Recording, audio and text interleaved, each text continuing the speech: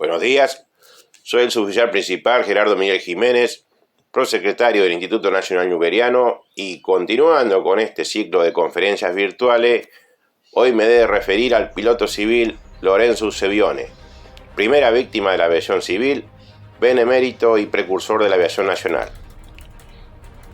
Con motivo de la inauguración de su hoy afamada y popular Rambla, el Club Mar del Plata y el Aeroclub Argentino organizaron lo que para la época era un importante raid, unir por vía aérea las ciudades de Buenos Aires y Mar del Plata. La competencia se inició en la madrugada del 19 de enero, en una jornada que desde las primeras horas vaticinaba tormentas en el trayecto previsto.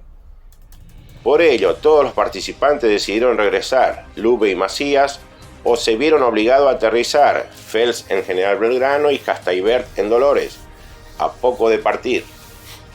El teniente Bergone, que pese a todo había decidido continuar, se precipitó a tierra alrededor de las 5:40, entre las estaciones Doncelar y Ferrari.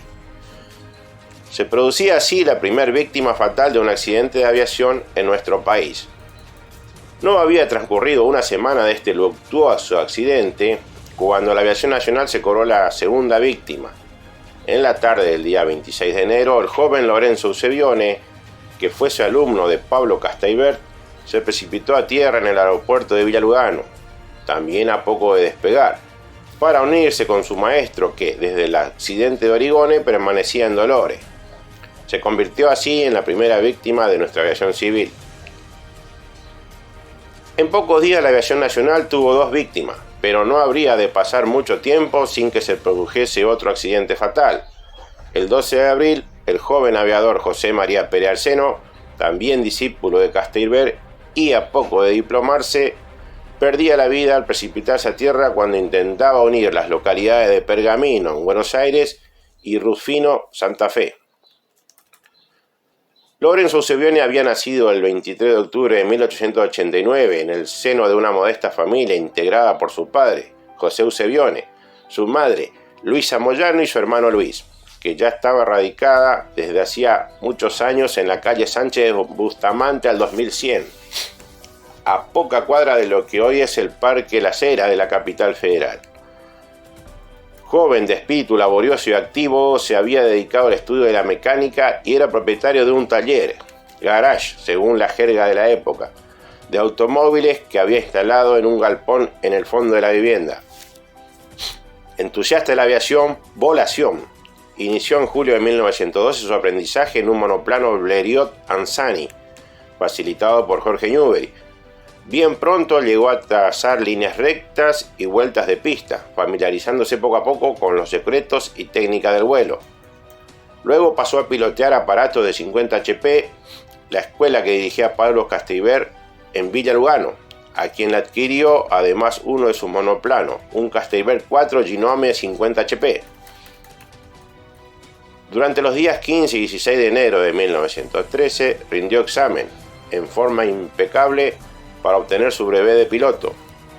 Ya con el título de aviador, brevet número 20 expedido por el Aeroclub Argentino, comenzó a realizar viajes y cross country en buenas condiciones y con holgura, de uno a otro aeródromo. Experto mecánico considerando que el motor Gnome de 50 HP de su Castaibert, a pesar de su funcionamiento correcto, estaba bastante desgastado y por consiguiente suministraba poca potencia. Había encarado la construcción artesanal en su taller de un motor rotativo de mayor potencia con el que pensaba dotar a su monoplano, el que por supuesto no alcanzó a terminar. Eusebio llegó al aeródromo de Villa Lugano a las 16:45 horas del domingo 26 de enero. La actividad allí era escasa, ya que era el único piloto que estaba presente, pues don Pablo Castaibert, director de la escuela, se encontraba en Dolores desde aquel fatídico día 19 en que Origone perdió la vida. José María Pérez Arseno y Alberto Jarfeld, a la sazón alumno de la escuela, tenían sus respectivos aparatos en reparación a causa de las caídas que habían experimentado días antes, y el ingeniero italiano Antonio Borello, constructor en los talleres de Castaibert del biplano tipo Farman, que había bautizado el Colorado, no había puesto todavía a punto su motor. A pesar de ello, se había congregado en el lugar un público bastante numeroso, pues Eusebione había anunciado que participaría de la segunda etapa del raid a Mar del Plata, pero que previamente efectuaría algunos vuelos de ensayo en esa tarde, a fin de probar el aparato construido especialmente para poder desarrollar altas velocidades. Por eso se proponía llegar hasta Dolores para encontrarse allí con Castalver para luego continuar con el vuelo cross country a Mar del Plata. El tiempo se mostraba sereno, sin ráfagas de viento, solamente una tenue brisa de vez en cuando, con lo que la tarde se presentaba muy apacible e ideal para efectuar vuelos. Viendo que el Ginome funcionaba correctamente, inició la carrera de despegue y luego de recorrer unos 70 metros intentó fallidamente el decolaje. Recién consiguió despegarse del suelo a la segunda tentativa. Era evidente que el aeroplano no tenía la velocidad adecuada. No obstante, luego de algunos minutos pudo alcanzar los 100 metros de altura. Desde los primeros momentos el público pudo observar la inestabilidad del aparato en el aire y los esfuerzos que hacía el piloto para equilibrarlo. La inestabilidad del aparato se hizo mucho más evidente ya en los inicios de esta segunda vuelta.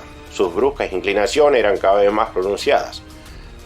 Los concurrentes presenciaban todo con zozobra y angustia, convencidos que si el piloto continuaba el vuelo inexorablemente se producía un accidente. Así ocurrió.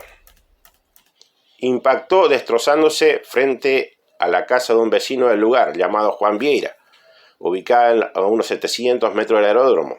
El ala izquierda se había desprendido y el fuselaje se partió en dos a la altura del habitáculo.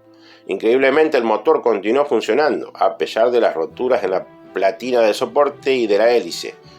Eran las 17:55. El panorama era desolador.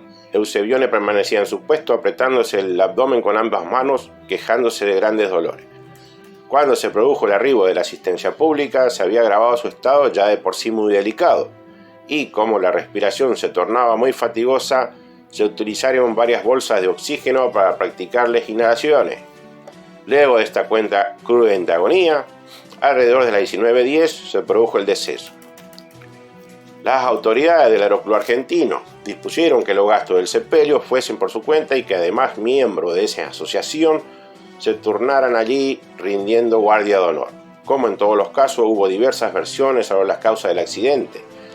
La mayoría apuntaban tanto a la imprudencia e inexperiencia del Nobel piloto como a las modificaciones que introdujo en su aparato, que le restaron estabilidad. Lorenzo Eusebione es un precursor y pionero olvidado de nuestra aviación. No tiene monumento erigido en su memoria. Debieron transcurrir más de 50 años de su muerte para que se colocara una placa de bronce que perpetúa su recordación en el frente de la casa ubicada en la calle Timoteo Gordillo, número 4468 de Villarugano, la que está construida en el sitio preciso donde se produjo la caída fatal. La placa fue conferida por el hoy desaparecido Círculo de Escritores de Aeroastronáutica, que presidía el destacado periodista y escritor aeronáutico don Antonio Viedma Recalde, adhiriendo al homenaje del Aeroclub Argentino. Las autoridades del gobierno de la ciudad de Buenos Aires le rindieron un homenaje frente a su sepultura en el Cementerio del Oeste el día 3 de marzo de 2003 y día más tarde, el lunes 24 de ese mes, colocaron otra placa en el frente de la ya citada casa de la calle Timoteo Gordillo.